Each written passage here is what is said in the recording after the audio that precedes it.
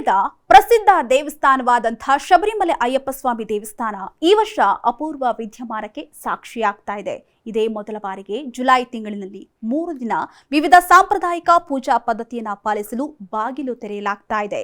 ಹೌದು, ಶಬರಿಮಲೆ ದೇವಾಲಯ ವರ್ಷದ ಎಲ್ಲಾ ದಿನವೂ ಕೂಡ ಬಾಗಿಲು ತೆರೆದಿರೋದಿಲ್ಲ. ಬದಲಾಗಿ ನಿರ್ದಿಷ್ಟ ದಿನದಂದು ಮಾತ್ರ ಬಾಗಿಲು ತೆರೆದಿರುತ್ತೆ. ಈ ಪೈಕಿ ಮಕರ ಸಂಕ್ರಾಂತಿ ಹಾಗೂ ಜ್ಯೋತಿಯ ದಿನದಂದು ತೆರೆಯಲಾಗುತ್ತೆ.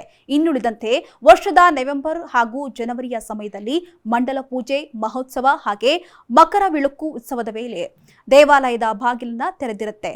ಆದ್ರೆ ಈ ಬಾರಿ ಜುಲೈನಲ್ಲಿ ಒಟ್ಟು 3 ದಿನ ದೇವಸ್ಥಾನದ ಬಾಗಿಲನ್ನ ತೆರೆಯಲಾಗ್ತಾ ಇದೆ. ಇದು ತೀರಾ ಅಪರೂಪದ ವಿದ್ಯಮಾನ ಅಂತ ಹೇಳಿ ದೇವಸ್ಥಾನದ ಆಡಳಿತ ಮಂಡಳಿ ಕೂಡ ತಿಳಿಸಿದೆ.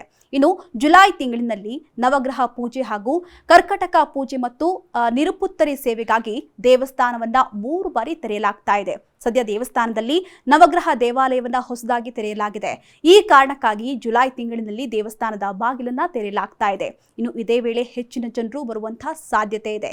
ಹೀಗಾಗಿ ಜನಸಂದಣಿಯನ್ನ ನಿಯಂತ್ರಿಸಲು ವರ್ಚುವಲ್ ಕ್ಯೂ ಬುಕ್ಕಿಂಗ್ ಅನ್ನ ಕೂಡ ಈಗಾಗಲೇ ಪ್ರಾರಂಭಿಸಲಾಗಿದೆಯಂತೆ.